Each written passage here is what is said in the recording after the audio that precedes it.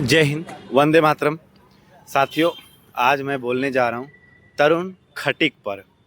आप लोगों को पता ही होगा कि दिल्ली में जो घटना हुआ, पूरे देश को शर्मसार कर दिया इस घटना ने। और फिर से एक बार इस्लामिक जिहादीपन सामने आया है। इस पर देश की जनता का क्या प्रतिक्रिया आ रहा है, ये आप लोग न्यूज़ चैनल, अखबार और सोशल मीडिया में देख ही रहे हैं।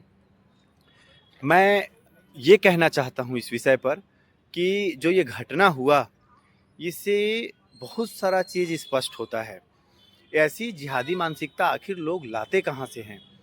देखिए, एक छोटे से गुब्बारे ने किसी की ज़िंदगी ले ली और उस छोटी सी बच्ची का कोई कसूर नहीं था। अब उसको क्या मालूम था कि उसके इस छोटे से बचपने के कारण ये इस टाइप का गंदा समय देखना पड़ जाएगा, उसके भाई को मौत की कीमत चुकानी पड़ेगी उस गुब्बारे के बदले।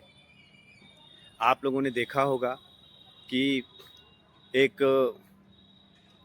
बच्ची ऊपर से गुब्बारा फेंकती है और उस गुब्बारे का रंग इस्लामिक जिहाद पर पड़ता है, जिसके कारण से उसे गुस्सा आता है और वो पूरे फ़ोन करके अपने इस्लामिक समूह को बुलाती है और अपने पूरे परिचय में अपने दोस्त यारी रिश्तेदार सभी को वो इकट्ठा करके वहाँ पर जो तरुण खटीक जिसकी बहन ने गुब्बारा फेंका था, उसके घर में घुसकर उन्होंने क्या किया, उन्होंने उसकी मार मार कर पीट पीट कर हत्या कर दी।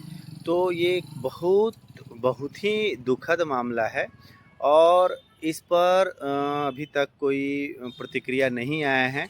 सरकार के तरफ से भी कोई सकारात्मक नहीं आया है प्रतिक्रिया।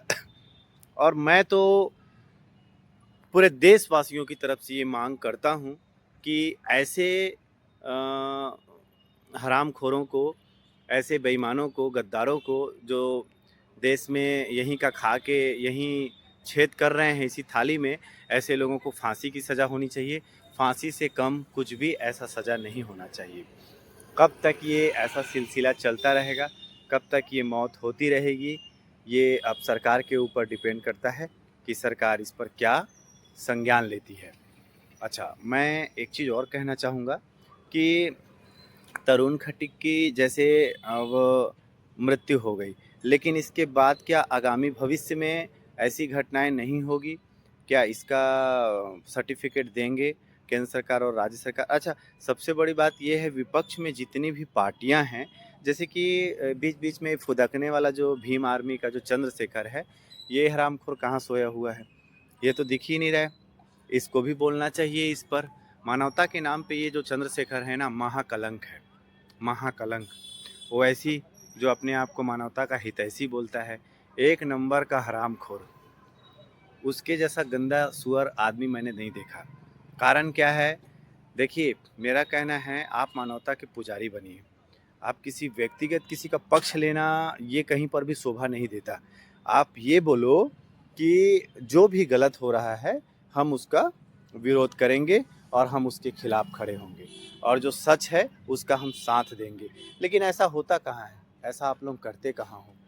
लेकिन इनका मुसलमानों में अगर किसी की मृत्यु होती है, किसी की हत्या हो जाती है या इस तरीके से कुछ भी घटना होता है और कोई भी दलित समाज के किसी के साथ भी अगर कोई घटना होता है, तो भी एक बहुत बड़ा इन लोग राजनीतिक रोटी सेकते हैं और एक बहुत बड़ा इन लोग सवाल खड़ा करते हैं। लेकिन जब वही किसी हिंदू दलित भाई की हत्या होती है, तो इसमें कोई भी सामने नहीं आता। ये इनका दोहरा चेहरा दिखता है। तो मेरा कहना है कि हम सबका जिम्मेदारी है कि हम सब सिर्फ मानवता का सम्मान करें, मानवता को पूजें, है ना? पक्षपात को छोड़कर जात धर्म से परे उठकर हम लोग सिर्फ मानवता के पुजारी बने। लेकिन ऐसा देखने को तो मिल नहीं रहा है। मैं उम्मीद करता हूँ कि इस पर आप लोगों की क्या प्रतिक्रिया है, आप लोग इस पर कुछ ना कुछ आप लोग देंगे। जय हिंद, वंदे मातरम।